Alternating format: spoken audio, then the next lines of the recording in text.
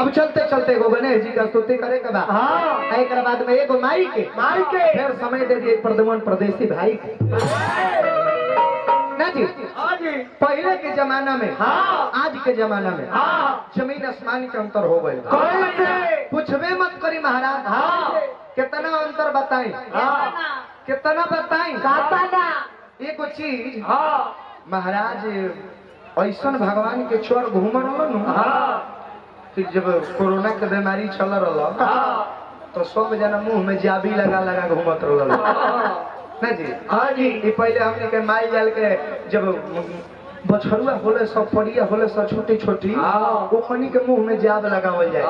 कि वही माटी मत खा ले ना जी। हाँ जी आज ऐसा बीमारी चल गई कि सबे के मुंह पर जाब लगौले फिरत रहा ना जी। हाँ जी तई का ये सब समय के परिवर्तन गौर करे के प्रदमन परदेसी जी गाना बजाना के माने ई ना हो ए मर्दे कहीं का तू कूदा तारा ठीक बा नाचतो बारा ठीक बा लेकिन हमरा टीमवा में आके आई मारो तारे फाइटर लेखा फाइट चलावत है देखनिया सब है नो देखनिया सब है फाइटर लेखा फाइट चलावत हां तेरी के ये महाराज कहीं का सारा खानदान में केहू फाइटर भइल ना महाराज का कहले बानी कुल भूला गइल तू तार कुल क्वालिटी भोर पड़ गइल बा। आज के जमाना कैसन बा कैसन खेत के हुआवरी के अब बुआ तक केहू बोझा बीमारी के लेके ढोआ तक केहू आ रिंग तो ना गइल बा ऐसा मोबाइल में कि बाजा तक केहू के तो टोआ तक केहू सही बात बा हो गइल बा। आज के जमाना में खास करके दू गो चीज इतना हाईलाइट भइल बा एगो जेंट्स डिपार्टमेंट में बजरंग दल एगो लेडीज डिपार्टमेंट में शिव चर्चा सब लोग जानते हुई महाराज जनता ने बजरंग दल लोग के कहानी पिकअप और 20 डीजे साउंड बांध देता भगवा कलर के वस्त्र पहन के हाथ में वो तलवार लेके डीजे पर डायलॉग लगा देता है कैसे जय श्री राम मैं इस देश का हनुमान हूँ देश मेरा राम है सीना चीर कर दिखा दूंगा अंदर बैठा हिंदुस्तान है जय भवानी जय भवानी इन लोगों ने जो मामले में जहाँ जो शिव चर्चा के लीला देखे के मन होखे 10 कदम आगे बढ़ी जहाँ कोनो गांव में मंदिर भेटाई कि गांव के पाँच इकट्ठा हो जाता लोग शुरू कर देता लोग कि जागी जागी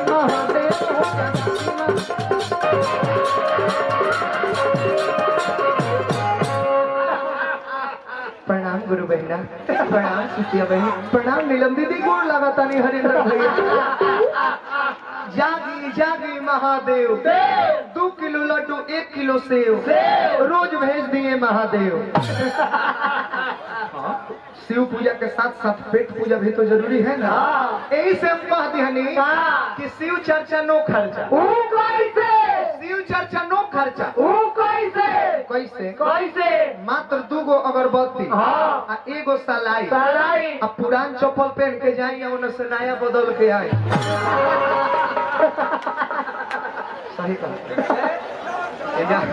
शिव चर्चा में चाहती भाई बहन लोग जाते तो भाई खिसियाई ना कि हम ईजा के नहीं के कहो ना कि हम प्रदुमन प्रदेशी के गांव के बात हाँ जानता नहीं प्रदुमन भाई के घरे सेकेंड हैंड जनानी चप्पल के भंडार खोलल बा दुकानों का 200 का चप्पल मात्र 50 रुपया में भाई पूंजी थोड़े ना बता कमे देख के जाने कि 5 ताला मकान बनोले बा मर्दावा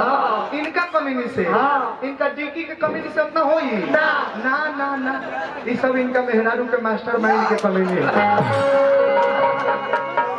हम देखले बानी एक दिन भोरही नहा धोआ के साड़ी उड़ी पहन के ना नाइटी पहन के शिव चर्चा में निकल गए ओकर नाम है नाइटी नाइट यूज कर जाला उ दिल्ली में पहन के आ चल दिहली आ जाने की एगो स्टॉल ले लिहली आ कान्हा पर धरो तरीके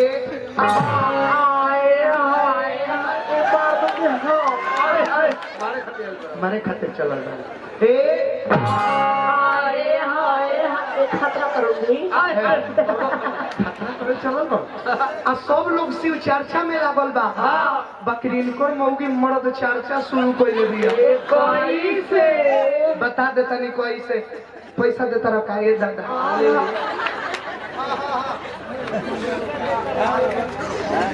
200 रुपया लालगंज प्रखंड रामनाथ बाबू आ 300 रुपया वापस करे के पड़ी। ये 2-3 बार बोल देता ना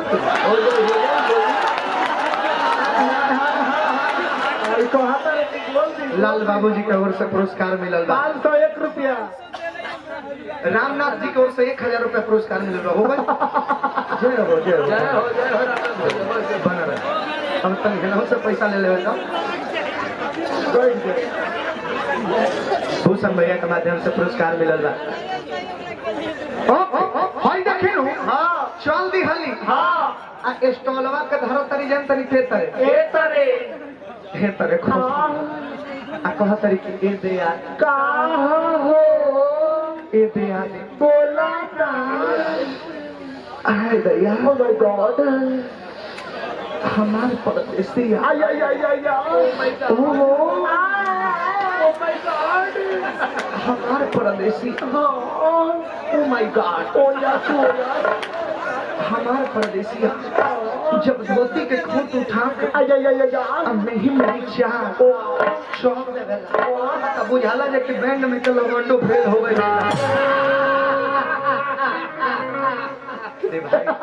बड़ निक लयदार बारी ओ में के लयदार बारी नु जे मिजाज से खाना बना देवे नु तो इनकर मैं खानदान उपास ही सुते भाई देख कतना निमन एगो भाव लागल बाबूआ हाय हाय हाय भक्त जाके गणेश जी से कले के बाप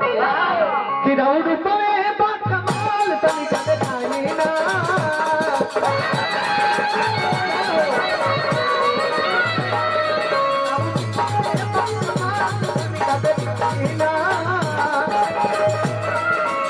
गणेश जी गरीब भक्त बानी और कुछ पन्ना लेकिन पियर लड्डू ए बाप फिलहाल पियर लड्डू ए बाप फिलहाल ए बाबा खाइला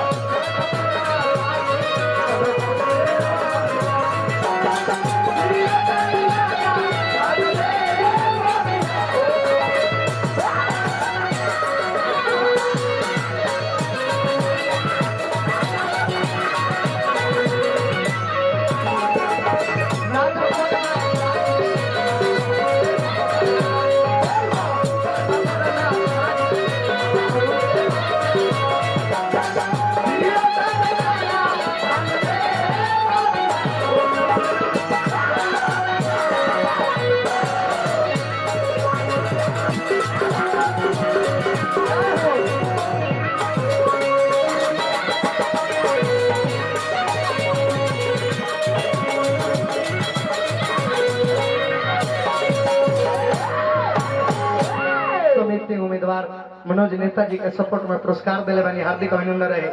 अरे नमवा का धनी हा राजू कुमार भैया हमारे मुखिया जी के सहयोगी बानी पुरस्कार देने हार्दिक अभिनंदन रहे। विनोद भैया भी आगे बानी चाहब के तनी मंच पर आई रहे के हमें माला दी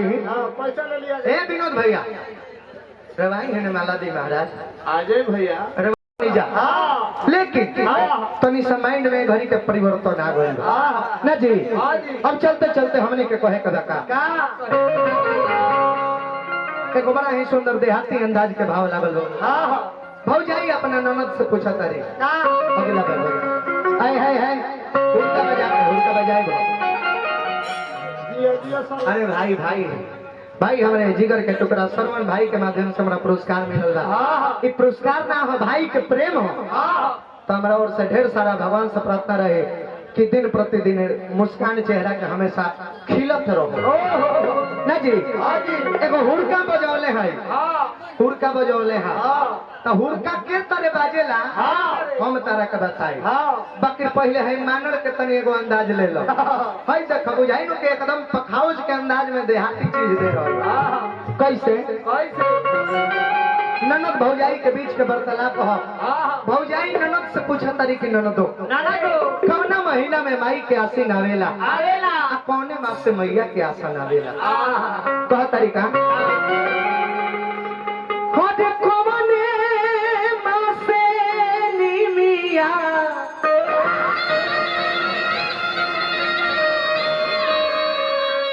हजी हजवा भैली गे नदी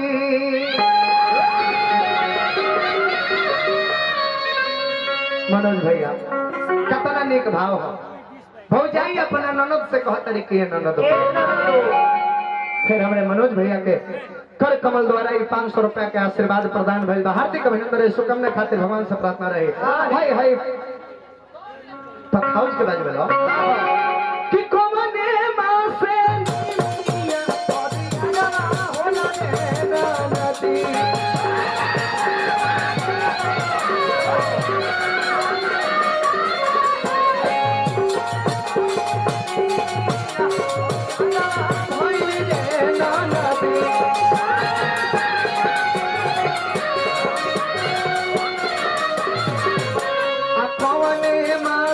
मैया मोर दुआरा रे नदी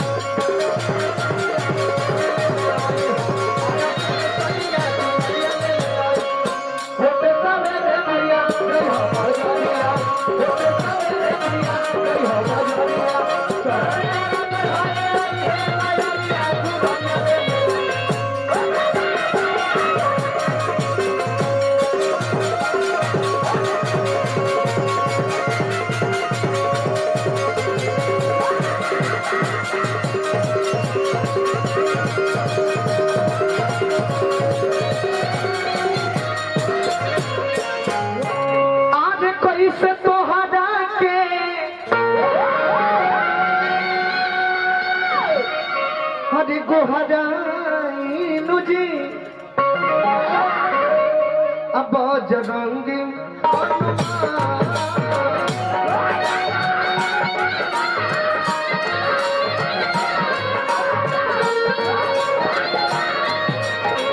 कैसे तोहरा के गोहरा इनु जी बजरंगी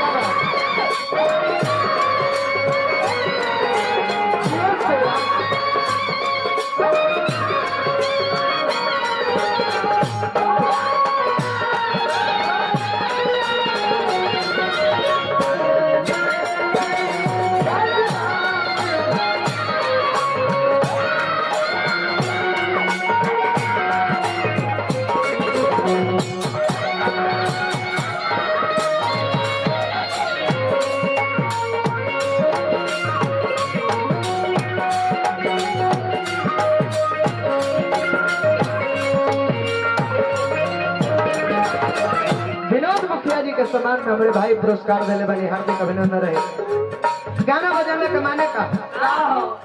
मनोज भैया कलाकार के क्वेश्चन होके के चाहिए कलाकार के ऐसा गीत संगीत पेश करे के चाहिए कि देख करके सब लोग सुने। नयका भाई लोग भी खूब मजा ले लेवे, अब पुरानियों लोग कहे कि ना भाई ये लड़का समय कुछ क्वालिटी बा, ना तई ना कि नयका लोग खूब खुश बाबा बाबा बे जी का गावत तर का गावत बे, अब पुरानिया लोग कहे कि बा भाई आसमानी कुर्ता वाला तो तनी ठीको गावता और लालका का थाकवा कुर्ता वाला नतिया कोड़ी हो जाए तो ठीक रहे। ठीक लगे ना नो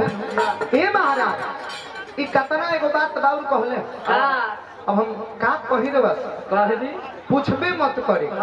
सबसे पहले कलाकार के अपना सीमा में रहे के चाहिए, दायरा में रहे के चाहिए, जो उनकी तरह लोग होइले नहीं थे आपके दूसरा के टीम में लगा तरफ फाइट चलावे हो देखो दी हलो हनुमान जी जन तनी पहाड़वा लेके ना उड़ा रहले ना उड़ा रहले उहे सीन देखोले हे जैसे करता रहे जय श्री राम का उससे तू हनुमान हो गइलो हनुमाने बनो तो रियल में बनो। हनुमान जी यही में हाथ उठा के उड़ रहले, हाथ पर धौलागिरी पर्वत लेके उड़ रहले, आ तू एगो 2-3 किलो के बैठ खड़ा था हाथ पर लेके उड़ जी तू ईटा लेके व्यवस्था को के धरवाई पहाड़ के बात छोड़ी 2-3 किलो के बाद खड़ा होके चाहे खाली ईटा होके इनका हाथ में धरिया कहे कि उड़ उड़ वही पर मुँह माटी ले चलल बड़ा हनुमान बने महाराज थेथर के कोनो पारा उरा ना होला सभा लागो रहे तब पूछल भाई कि भाई दुनिया में सब कुछ मिल जाई लेकिन माई ना मिली इस माई से बढ़ के केहू ना होई। इनका ऐसा एगो बहलेल पहुंचलो जगह तक भाई दुनिया में मेहरारू से बढ़ केहू ना पूछल गई कि रे बाबू कैसे रे तो देखिए ऊपर दिमाग कितना ले चला था बता कि मर्द अगर आज हमारे बाबूजी मर जा तो 20 को गांव के बुढ़वा काका लोग आके कहे कि काहे रो तेरे चुप हम तोर बाप नहीं थे माई मर जाए तो गांव के पुरानिया लोग 20 को चाची लोग आई आ कहे कि काहे रो तेरे हम तोर माई नहीं थे मेहरारू मर ना जाओ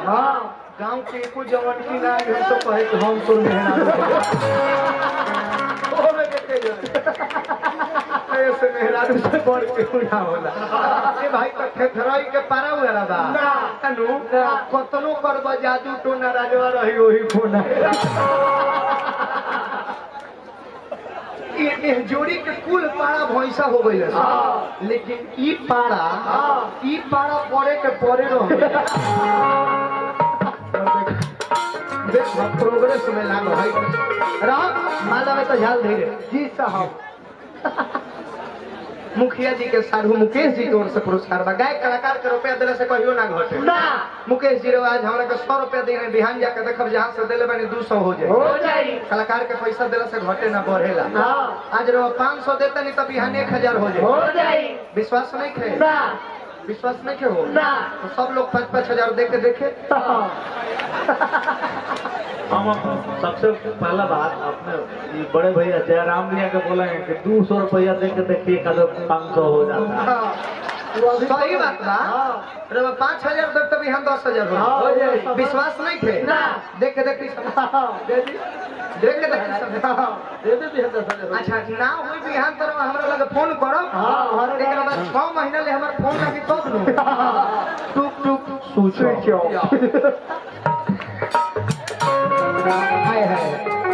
हंसना हंसाना स्वास्थ्य के लिए लाभदायक है ना जी हंसी ऐसा चीज हो कि शरीर के आधा दुख भाग जाला रुआई ऐसा चीज हो कि खुशी में भी गम लाग जाला। देखिए बलिया जिला से चल के सहनाई बादक के हम लेके आई बनी फिरोज राजा जी के तो यहाँ के तनी सेवा करे के बा तनी देखिए एकदम दिखाई तनी ता एकदम खाटी देहाती चेहरा बदल गल बा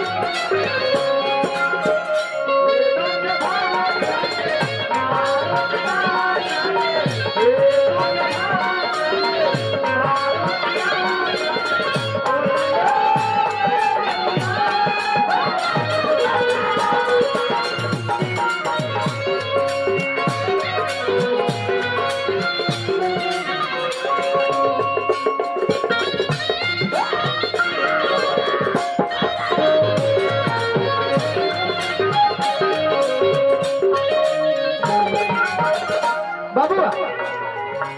ई भाई गाना बजाना के मारे ना हर ढंग के गाना बजाना होके के चाहिए। प्रदुमन प्रदेशी जी के नृत्यांगना भी ए मंच पर आके विराजमान बारी टीम में पधारे खातिर हमरा ओर से स्वागत बा। सिकंदर बाबा के भी प्रणाम करब, उनकर चॉइसों के प्रणाम करब। और प्रदुमन परदेसी जी में बड़ा ही जोड़ी खा रहल बा। ए लोग के जोड़ी देखत नहीं न तनी है तो हने ताकत नहीं थी तनी ताक ना दो कभी खार करा दी तनी ताक दो नाम तो खाली हाथ में लोग देखे के चाहता ताक ए लोग के जोड़ी जानता नहीं कैसन बुझाता नु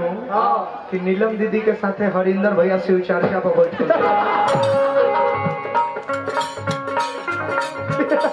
भयंकर परी के सामने डूबा एक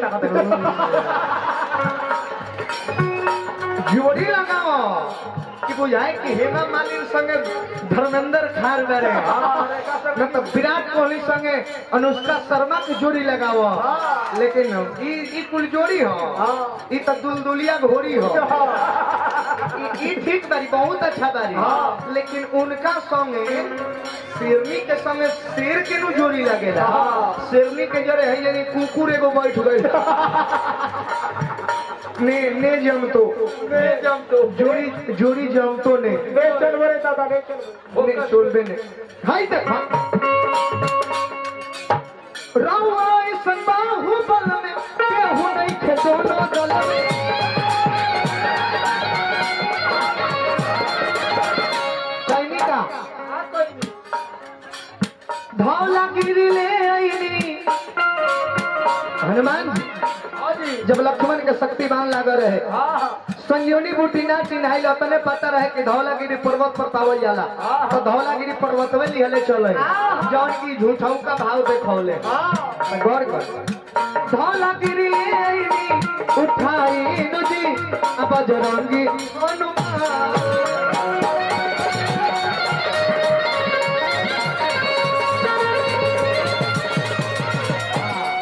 यही में भगवान के नाम लेकर प्रदुमन प्रदेशी जी अपन दल बल साजी खोला आ लास्ट एगो काम पैसा ले ले एकरा बाद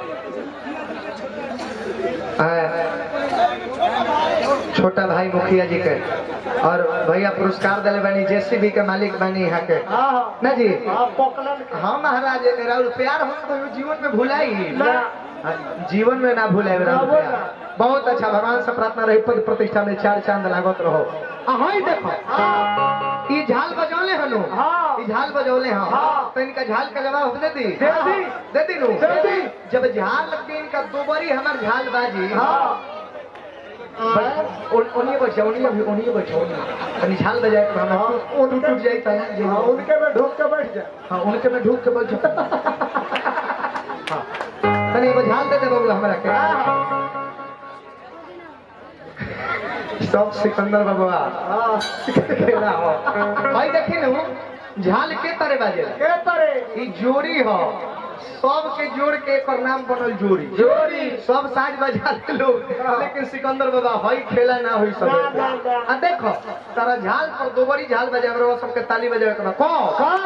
जब झाल पर दोबरी झाल बाजी तो आ झाल खाली सब लोग देखे पैसों के मन दी खाली झाल कलाकारी देखे अरे कि हमरा कहीं नहीं है केवलिया बनिए हारी